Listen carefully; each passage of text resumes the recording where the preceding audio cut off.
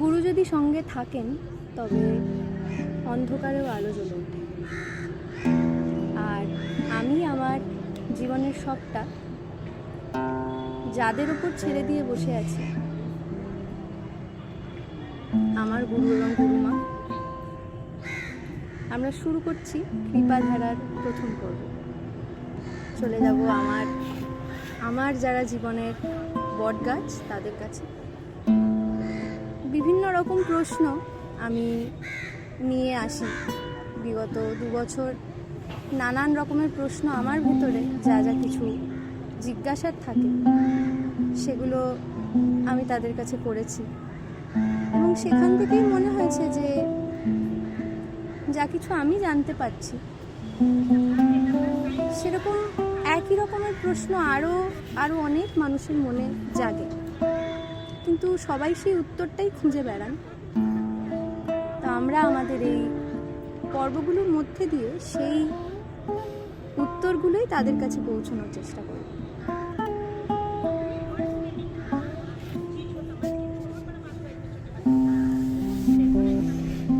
জয় গুরু, জয় গুরু, জয় গুরু,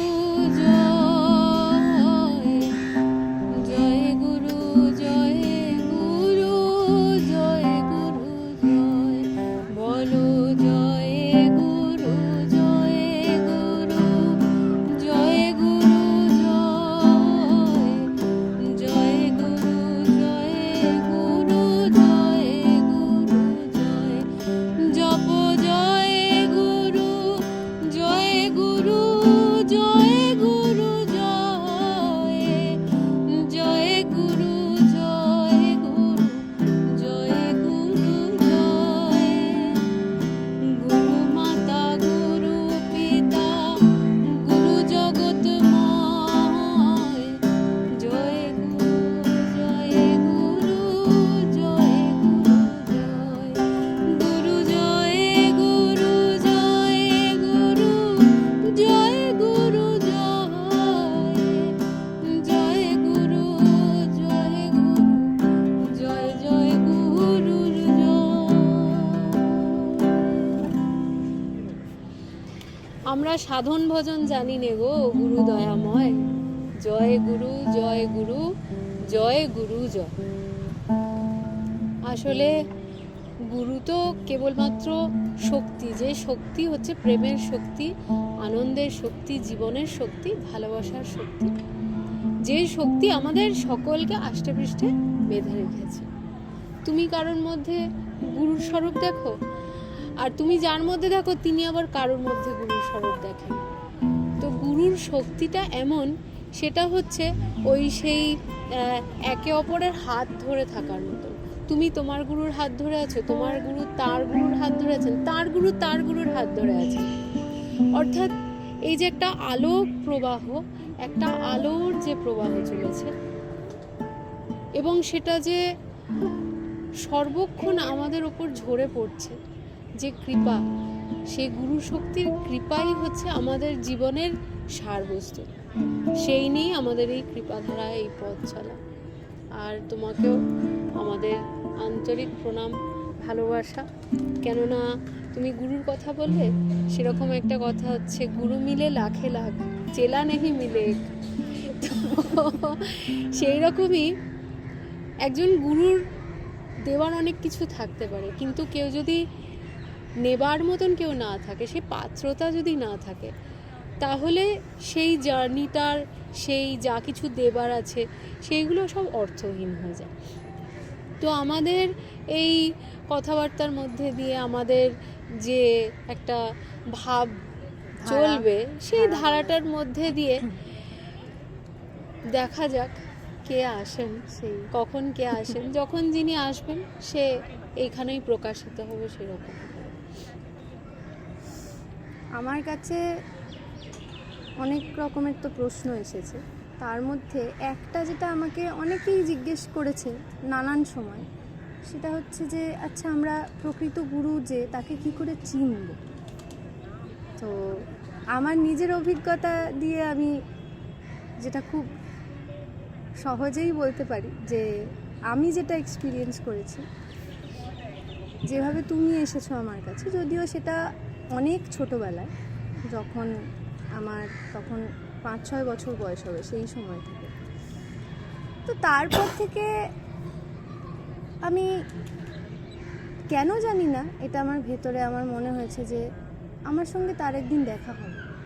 কিন্তু সেই দেখা হওয়াটায় দেখা হবেই কোনো ছোটা নেই। আমি নিজের জার্নিটা এখন যখন দেখি তখন ওটাই দেখতে পাই, এবং সেই রাস্তাটা বোধহয় খুব সহজ হয়ে গেছে প্রেমের মধ্যে দিয়ে, আমার তোমার প্রতি প্রেমের মধ্যে দিয়ে।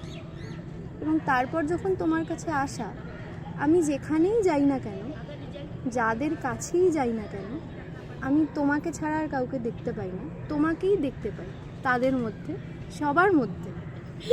তো আমার কাছে এটার উত্তরটা আমি হয়তো ভাষায় সবটা ওভাবে প্রকাশ করতে পারবো না, কিন্তু আমার অনুভূতিতে আছে সেটা। তুমি যদি বলো। আমার ওই যেটা বললে প্রথম গুরুর কথা, সেটাই বলি যে গুরুকে কি করে চেনা যায়। তো কথাটা হচ্ছে, when the student is ready the teacher appears.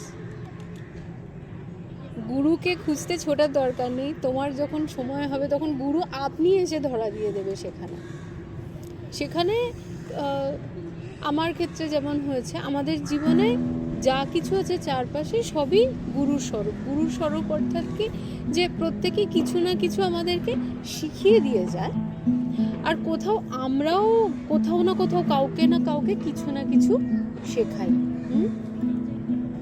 তো সেই জায়গাটাতে সবসময় যে গুরু বলে আলাদা করে কিছু একটা হয়, এরকম কিছু কি হয় আধ্যাত্মিক জগতে? হ্যাঁ, প্রয়োজন হয়। কেননা এটা খুব সূক্ষ্মের জগৎ, এটা খুব স্থূল জগৎ নয়। স্থূল জগৎ বলতে যেটা আমরা চারপাশের মেটেরিয়াল জগৎ বুঝি, সেটা না। কিন্তু আবার এই ম্যাটারটার মধ্যে সেই সূক্ষ্ম জিনিসটা লুকিয়ে আছে। কিরকম? তুমি যেমন বলে যে তুমি 5-6 বছর বয়সে আমাকে দেখেছো, তুমি কোথায় দেখেছিলে? আমি সিনেমাতে। আচ্ছা, সেই সিনেমাটার নাম কি ছিল? আলো। তো গুরু মানে কি? গুরু মানে হচ্ছে আলো। তো আমিও সেরকম, আমি যখন আমার গুরু যে কখনো হবে বা আমি যে কখনো এরকম একটা পথে যাব, সেটা আমি কখনো কল্পনা করিনি বা চিন্তাতেও আমার কখনো ছিল না। আমি জানতাম আমি গান করব, থিয়েটার করব, অভিনয় করব, লেখালেখি করব, হয়তো পড়াবো, সংসার করব, এইসব ভেবেছি। কিন্তু এইটা আমার মনের মধ্যে কোথাও একটা ঝলক দিত, যে কারণে আমার সারদা মঠের মাতা জিদের সঙ্গে গিয়ে দেখা করা ভেতরে কিছু একটা বলতো যে আমাকে কিছু একটা আছে এই রাস্তাটার মধ্যে। সেটা কি আমি এক্স্যাক্টলি জানতাম। কিন্তু আমার যখন বয়স 3-4 এরকম সময় থেকে আমি একটা অদ্ভুত স্বপ্ন দেখতাম। আমার স্পিরিচুয়াল জার্নির অনেকটাই স্বপ্নের মধ্যে, মানে স্বপ্ন থেকে আমার গাইডেন্স আসে। তো লোকে বললে লোকে ভাবে কি পাগলের মতো কথা, স্বপ্ন তো স্বপ্নই হয়, এটা তো বায়বীয় ব্যাপার। কিন্তু যারা সূক্ষ্মের পথে যান বা যারা আধ্যাত্মিকতার পথে আছেন, তারা জানবেন যে আমাদের সূক্ষ্ম শরীর যখন আমরা ঘুমিয়ে পড়ি, তখন সেই সূক্ষ্ম শরীরটা আমাদেরকে অনেক গাইডেন্স দেয়, আর যাদের সেই সমস্ত অ্যান্টেনাগুলো খোলা থাকে তারা সেগুলো কনসিভ করে নেয়, সেগুলো রিসিভ করে নেয়। তো আমি একটা স্বপ্ন দেখতাম, আমি একটা মেঘের মতন ওপরে একটা জায়গায় দাঁড়িয়ে আছি, কিন্তু সেটা সবুজ, মেঘটা সাদা নয়, আর আমি নিচের দিকে তাকিয়ে আছি। আমি গোটা পৃথিবীর ম্যাপটাকে পরিষ্কার এরকম দেখতে পাচ্ছি, আর আমার স্বপ্নের মধ্যে একটা স্ক্রিনের মতন একটা হাত এরকম এগিয়ে আসছে, আর সে আমাকে কিছু একটা দেখানোর চেষ্টা করছে, আর সেই হাতটা একটা সাদা জামা এত দূর অব্দি পরা। এবার সেই ছোটবেলা থেকে সেই স্বপ্নটা আমি ভাগে দেখতে আরম্ভ করলাম। কিরকম? আস্তে আস্তে যত বড় হতে লাগলাম, ওই হাত থেকে জামার শরীরের অবয়ব, ভাব, এগুলো বুঝতে আরম্ভ করলাম। এবং একটা সময় মুখটা তার দেখতে পাচ্ছি না, কিন্তু বুঝতে পারছি সাদা লম্বা চুল এবং তার দাড়ি আছে, সেটা উঠছে এরকম। এবং সে আমায় কিছুটা বোঝানোর চেষ্টা করছে। আমি এটা বুঝতে পারছি যে পৃথিবী সম্বন্ধীয় কিছু। আর যখনই ওই স্বপ্নটা আমি দেখতাম, আমার ভেতরে একটা অদ্ভুত এক্সপ্যানশন হতো, একটা অদ্ভুত ফিলিং তৈরি হতো। তো সেইখান থেকে আমার গুরু আমাকে ধরে রেখেছে সেই জায়গাটার থেকে। এবং যখন প্রথম আমি আমার গুরুকে দেখতে পাই তখন আমারও ওরকম আরও মানে আমি তখন ক্লাস 6 পড়ি হয়তো, আমি তখন বেনারসের ঘাটে, তখন উনি খুব বিখ্যাত নন, এখন তাকে অনেকেই চেনে আর কি। তখন আমি দেখছি যে একজন ওরকম সাধু আর কি, তখন তার কালো চুল, এরকম লম্বা দাড়ি, এবং সে এরকম ডুব দিচ্ছে, আর আমি আমার ঠাকুমার সঙ্গে ঠিক নদীর মাঝখানটাতে আমরা তখন যাচ্ছি আর কি, ওই সেই গঙ্গাবক্ষে বিহার করছি। আর আমার চোখ কিছুতেই ওনার থেকে সরছে না, মানে আমি দেখছি বারবার এরকমভাবে নৌকাটা সরে যাচ্ছে আর আমার মাথাটা এরকম হয়ে যাচ্ছে, আর ঠাকুমাকে বলছি কী রে, কী হলো, কী ব্যাপার। আর তার আগেই একটা বেনারসে আমাদের ঘটনা ঘটেছে সেই দিনই, যখন আমি প্রথম বেনারসে ঢুকি ঠাকুমার সঙ্গে। তো ওই সময়টাতে সেই এখনকার মতো অত কড়াকড়ি ছিল না, যে মূল মন্দিরটাতে আর কি, বেনারসের শিবের যে মন্দিরটা, ঢুকছি পরপর এরকম অনেকগুলো মালা ছোড়া হচ্ছে শিবের নাম করে, হর হর মহাদেব বলে। তো পরপর বিশ্বেশ্বরের মন্দিরে 3টে ওরম আকন্দর মালা এসে আমার গলায় মাথায় এসে পড়লো। তো ঠাকুরমা আমাকে বললো যে ব্যাস হয়ে গেল, তোর তো শিবের সাথে বিয়ে হয়ে গেছে, আর তোর বিয়ে হবে না। আর আমার প্রচণ্ড দুঃখ হয়েছিল যে না, বিয়ে আমি করবই, কেন আমার বিয়ে হবে না। আর সেই দিনেরই কথা, তারপরেই যখন উঠে আমি ওই নৌকায় যাচ্ছি, আমার এখনও সেই চেহারাটা মনে আছে। এবং তখন ওরকম ইয়াং সাধু আমি দেখছি, কিন্তু সে সাধু কি পুরুষ কি কিছু আমার সেই বোধ তখন নেই, কিন্তু কিছু একটা যেন অ্যাট্রাক্ট করছে, এবং ওই মুখটা আমি কোনোদিনও বুঝতে পারবো না। তার বহু বহু বহু বছর পরে আমার জীবনের এমনই একটা জাংচার, যখন আমার মনে হচ্ছে আমার জীবনের সব শেষ, ডাক্তার বলে দিয়েছে যে আমি হয়তো বেশি দিন বাঁচবো না, এরকম একটা অবস্থা, ঠিক সেই মুহূর্তে সেই জাংচারে এসে আমার গুরুর সঙ্গে দেখা। এবং সেই দেখাটাও কেমন, প্রথমে হচ্ছে যে তার যে অর্গানাইজেশন সেখানে আমি যাই, এবং সেখানে গিয়ে আমি যে তাদের যে ক্রিয়া, সেই ক্রিয়াটা যখন হয় সেখানে আমার একটা অদ্ভুত out of the body experience হয়। সেটা জোশ টক্স যারা শুনেছে তারা শুনেছে ওখানে, যে আমি নিজেই নিজের ডেড বডিটাকে দেখতে পেয়েছিলাম। এবং সেইখানে যে গুরুজির যে ছবিটা রাখা আছে এবং যে ইন্টারঅ্যাকশন হচ্ছে, আমি পরিষ্কার যেন তার সমস্ত কথা আমি শুনতে পাচ্ছি, তার সমস্ত গাইডেন্স আমি পেয়ে যাচ্ছি। এবং যিনি তখন টিচারের জায়গায় যিনি বসেছিলেন, শুভ্রাদি ভীষণ সাপোর্টিভ ছিলেন তখন সেই মুহূর্তে, অনেক কিছু আমাকে গাইডেন্স দিতেন। এবং উনি আমাকে বলেছিলেন যে তুই গুরুজিকে দেখতে চাস? আমি বলছিলাম হ্যাঁ আমি দেখতে চাই। তা বলেছিল ঠিক আছে তুই মন দিয়ে খালি ডাক গুরুজিকে, গুরুজি ঠিক চলে আসবে। এত আশ্চর্য ব্যাপার, ঠিক তার 1 সপ্তাহের মধ্যে আমার একটা শো ছিল, সূর্যপোড়া ছাই বলে একটা নাটক হতো, এবং সেই নাটকটার যে চরিত্রটাও ছিল ঋদ্ধি, যে চরিত্রটা আমি অভিনয় করতাম, that character use to speak about the expands of the universe, এবং আমাদের ভেতরে যে পরমাণুর মধ্যে যে ইউনিভার্সের যে ঝলক, যে বিস্ফোরণ সবসময় যে ঘটছে, সেই ট্রান্সফরমেশনটা, সেই জিনিসটা সব সময় চলছে আমাদের মধ্যে, ওই প্রসেসটা নিয়ে ওই চরিত্রটা কথা বলে। এবং ওইটা ছিল সেই নাটকটা। আবার মনে আছে যে ওই নাটকের শো আছে, হঠাৎ বিকেলবেলা একটা ফোন আমার কাছে, তুই গুরুজিকে দেখতে চাস? আমি বলছি হ্যাঁ। বলছে তাহলে এয়ারপোর্টে চলে আয় 9টার সময়, গুরুজি ল্যান্ড করবে কলকাতায় কিছুক্ষণের জন্য। আমার তো পাগলের মতন অবস্থা, আমি দেখবো কী করে, আমার তো শো আছে। কিন্তু এমনই অদ্ভুত, ওই যে বলে না যোগাযোগ, যদি হওয়ার সময় থাকে তাহলে সেটা হবেই কোনো না কোনোভাবে। আমার শো শেষ হলো খুব তাড়াতাড়ি, খুব বেশি বড় নাটক ছিল না। আমার এখনও মনে আছে রবীন্দ্র সদনে, মানে আমি স্টেজ থেকে ছুটে বেরোচ্ছি জামা কাপড়গুলো খুলতে আমার কোনো খেয়াল নেই কে আমায় দেখছে, কে আমাকে কি ভাববে, মানে আমার খালি হচ্ছে আমি কোনো মতে ছুটে গিয়ে আমার কস্টিউমটা ছেড়ে ড্রেসটা পরে আমি জাস্ট একটা ট্যাক্সি ধরবো, এবং মনের মধ্যে প্রচণ্ড ভয় করছে যে আমি 9টার মধ্যে আমি পৌঁছতে পারবো না। আমি গুরুজিকে বলছি, গুরুজি প্লিজ প্লিজ আমি একটা ঝলক তোমাকে অন্তত দেখতে চাই প্লিজ, আমি জানি না, মানে আমি কাঁদতে কাঁদতে বেরোচ্ছি। এমন অদ্ভুত যে আমি বেরোলাম, ঠিক রবীন্দ্র সদনের বাইরেই একটা ট্যাক্সি যেন মনে হচ্ছে আমার জন্য দাঁড়িয়েছিল, এবং আমি তাকে বললাম তখন যে দাদা আমি এয়ারপোর্ট যাব। ওই সময় একটা রাশের সময় প্রচণ্ড কি করে যে ট্যাক্সিটা যেতে আরম্ভ করলো, সত্যি মনে হলো যে উঠতে আরম্ভ করেছে ট্যাক্সিটা।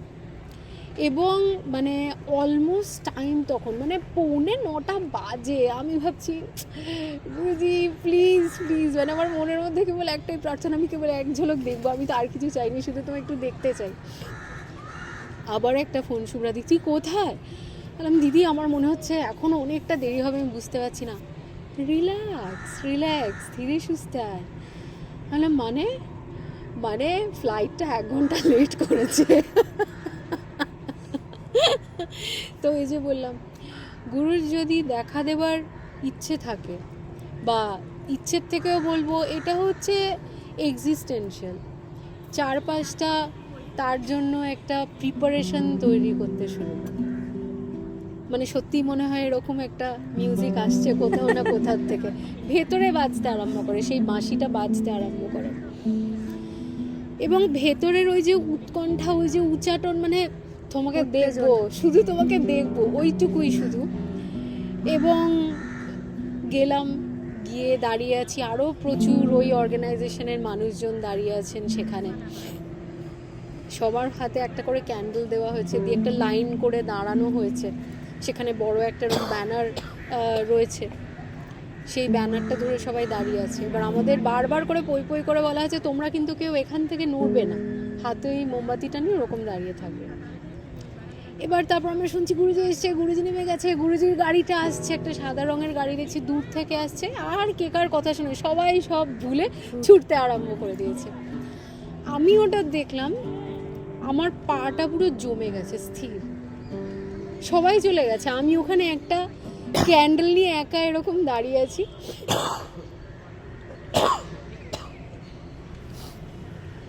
তো আমি দেখলাম আমি এরকম ক্যান্ডেল নিয়ে একা একটা দাঁড়িয়ে আছি, গাড়িটা আসছে, সবাই গুরুজির গাড়িটা চারপাশে এরকম ছেঁকে ধরেছে। গুরুজির গাড়িটা আস্তে আস্তে আস্তে এসে ঠিক আমি যেখানে দাঁড়িয়ে আছি দাঁড়ালো গাড়িটা, সেখানে সব ভিড়টা কিরম যেন একটা সরে গেল। গুরুজি এরকম করে আমাদেরকে গাড়ির থেকে তাকালেন, আমি এরকমভাবে মোমবাতিটা নিয়ে জাস্ট দাঁড়িয়ে আছি। I still remember that moment, wow. মানে জাস্ট ওই মুহূর্তটা, মানে তা আমি খুব বেশি করে রিলেট করতে পারছি, কারণ 6 ডিসেম্বর সেটা আমার কাছে একটা বিরাট, আমার জীবনের প্রচণ্ড স্মরণীয় একটা দিন, কারণ ওই দিন আমি ফিজিক্যালি তোমার সামনে এসে পৌঁছেছিলাম।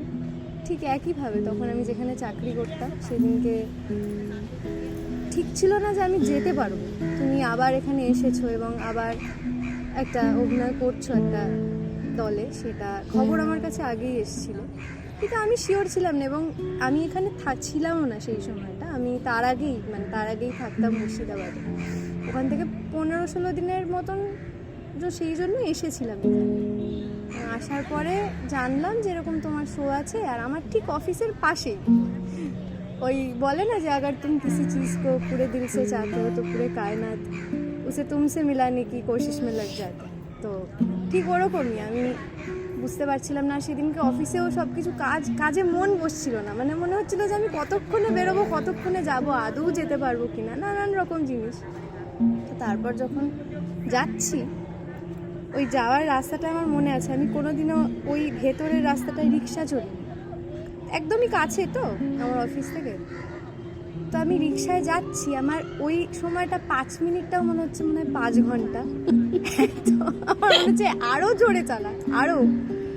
তারপর গিয়ে যখন আমি পৌঁছালাম এবং তারপর তোমাকে যখন আমি স্টেজে দেখলাম,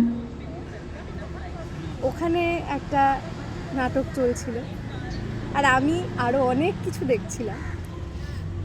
আর তারপর যেটা হলো, মানে তুমি যখন শোয়ের শেষে আমি যেটা কোনোদিন কল্পনা করিনি যে আমি তোমার সামনে গিয়ে দাঁড়াবো, তুমি আমার সাথে কথা শুধু বলবে না, তুমি আমাকে জড়িয়ে ধরবে। তা আমাকে জড়িয়ে ধরার পর আমার যে অনুভূতিটা হয়েছিল, সেটা আমার যেটা মনে হয়েছিল যে আমি বোধহয় অনেক দিন ধরে বন্ধ হয়েছিলাম। আর ঠিক তুমি যে চরিত্রটা ওখানে করতে, নন্দিনীর মতোই আমার ভেতরটা সহজ হয়ে গেল তোমার ছোঁয়ার মধ্যে দিয়ে। আমি বহুদিনের কান্না, যেটা বহুদিন কাঁদতে পারিনি কারোর কাছে, সেটা বেরিয়ে। এবং আমার মনে আছে যে 2 দিন টানা আমি কাঁদার পরে আমি আর কোনো কথা বলিনি। তো বাড়িতে স্বাভাবিকভাবেই সবাই ভাবছিল এটা কি হলো যে এত কথা বলে, সে আর কোনো কথা বলছে না। এবার আমি তাদেরকে বোঝাতেই পারছি না যে আমি তো কি শান্তি পাচ্ছি, কি শান্তি অনুভব করছি, সেটা তো আমি বলে বোঝাতে পারছি না। তো সেখান থেকে আমি একটা জায়গায় আসবো, সেটা হচ্ছে হিলিং। এবং আমাদের যে পরিবারটা, আহা পরিবার, সেটার ফুল ফর্মও যদি আমরা দেখি যে অ্যাক্ট, হিল অ্যান্ড অ্যাওয়েক, আমি যদি সেইটা থেকে আসবো।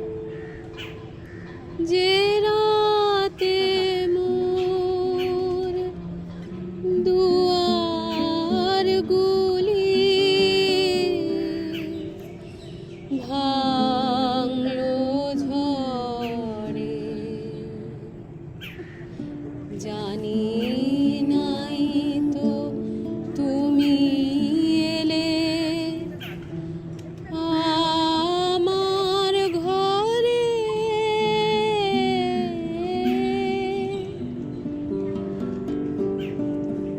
যে রাতে মোর দুয়ার গুলি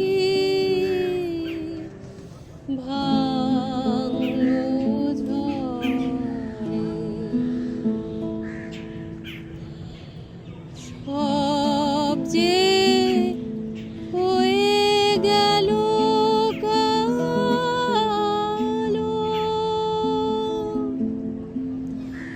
নিবে গেল দ্বীপের আলো,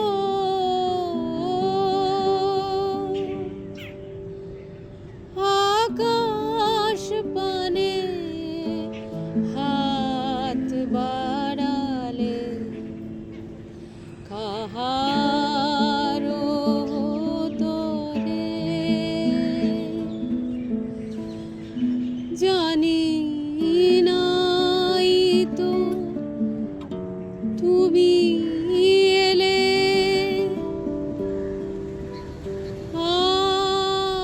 আমার ঘরে।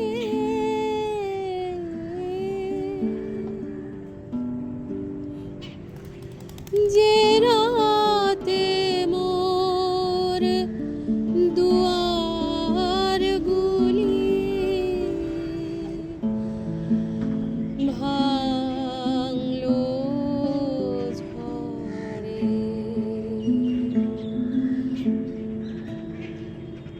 অন্ধকারে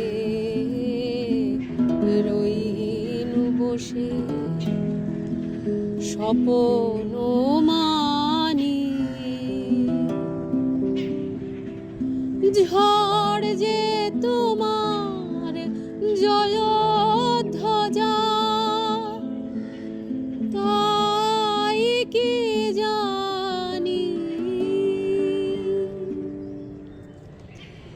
সকাল বেলা উঠে কি দাঁড়িয়ে আছো তুমি কি,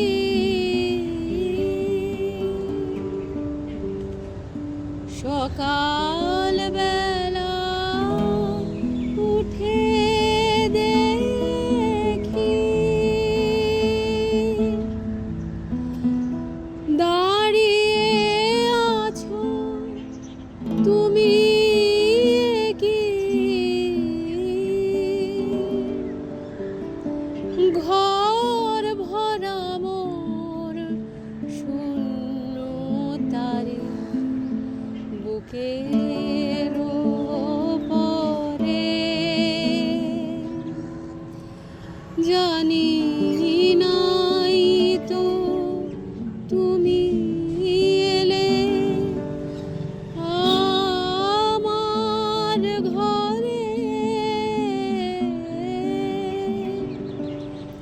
যে রাতে মোর দুয়ার গুলি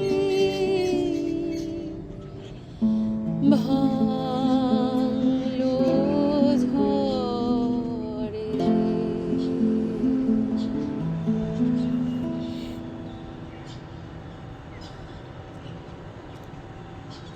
প্রশ্নের উত্তরে গানই হলো। এটাও ইন্টারেস্টিং, ওই যে সূর্য পোড়া ছাইয়ের কথা বলছিলাম, তো সূর্য পোড়া ছাইয়ের মধ্যে এই গানটা ছিল।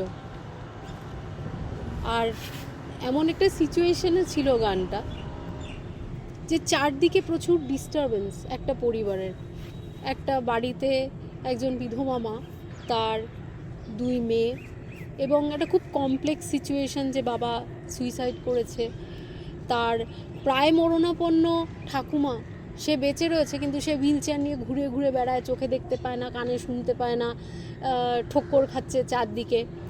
আর সেই মা ভীষণ কড়া হয়ে গেছে, ভীষণ কড়া বাইরে থেকে।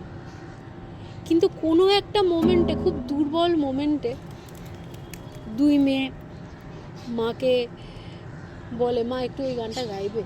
তো মা যখন গাইতে আরম্ভ করে, এই গানটা ছিল আমার মনে আছে, কস্তুরীদি গাইতো স্টেজে, লালিদি। খুব পছন্দের একটা মোমেন্ট ছিল আমাদের। হিলিং হচ্ছে সেইটা, শুশ্রূষা। এই যে চারপাশে নানা ধরনের নয়েজ চলছে, বিভিন্ন ধরনের আওয়াজ, গাড়ি যাচ্ছে, ওখানে কিছু একটা চলছে, কখনো লোকজন এখানে হই হট্টগোল করছে, কিন্তু তার মধ্যেও এক টুকরো সবুজ আছে।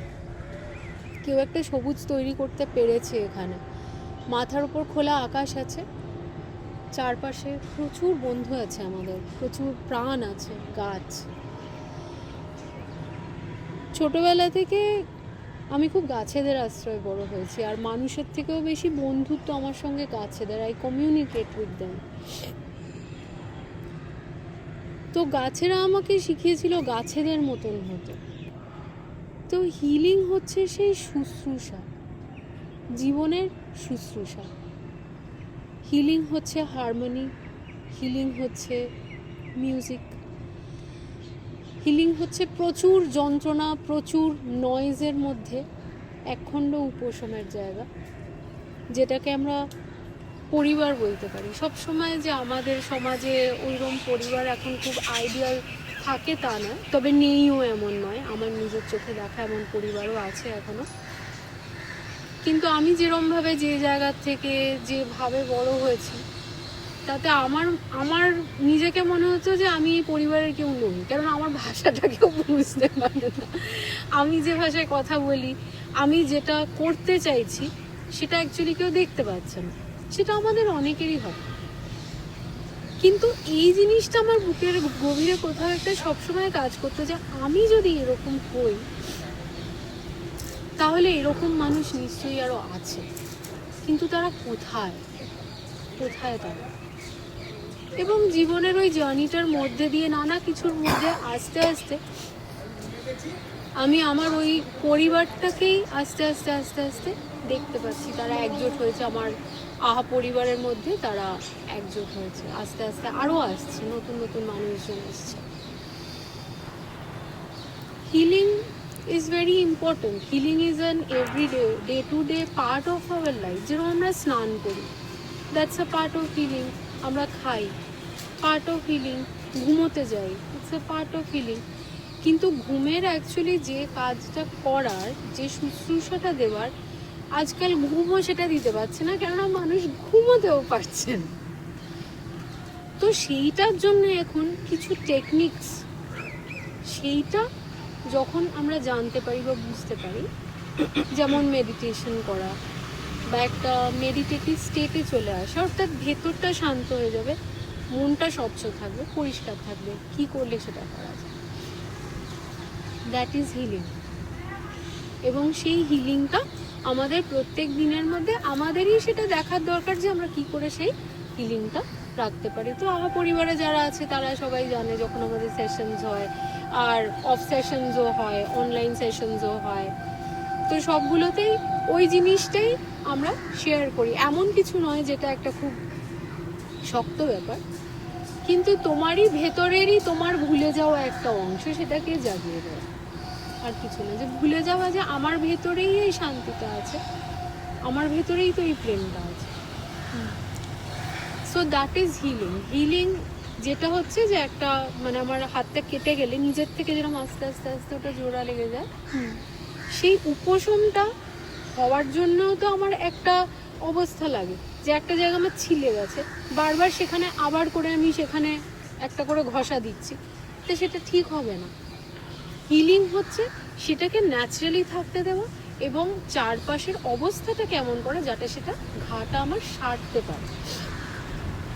হিলিংটা হচ্ছে এটাই, এবং সেটা আমার সব থেকে বড় মিশন বলো ভিশন বলো, সেটা হচ্ছে আমাদের এই পৃথিবীটা, আমরা যার কোলে বসে আছি, আমাদের মা, তো আমাদের মা, বোন, মেয়ে, সব কিছু তো এ তো কোনো জড় বস্তু নয়।